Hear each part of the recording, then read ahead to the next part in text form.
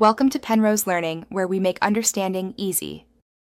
In this video, I will explain how to unsubscribe from your Audible membership in 2025. To initiate the cancellation process, it's crucial to use a desktop or laptop web browser, as the mobile app does not support this feature directly.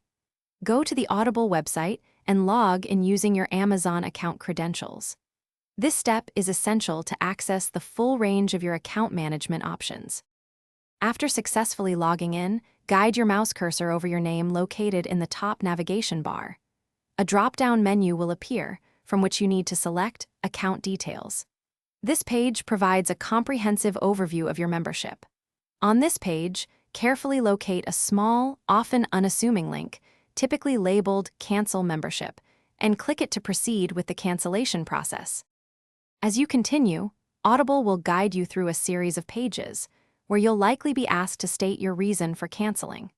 It's common to encounter various retention offers during this stage, such as a discounted rate or the option to pause your membership for a period. If your intention is to fully cancel, ensure you politely decline these offers and consistently select options that allow you to continue with the termination process.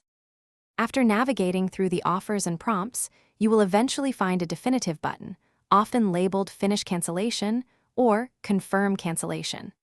Clicking this final button solidifies your decision to end your membership. Immediately afterwards, Audible will dispatch an email to your registered account address, serving as official confirmation of your cancellation. Please ensure you check your inbox and potentially your spam folder for this important message. Before finalizing your cancellation, remember to use any remaining Audible credits you might have, as they will expire and be lost upon termination.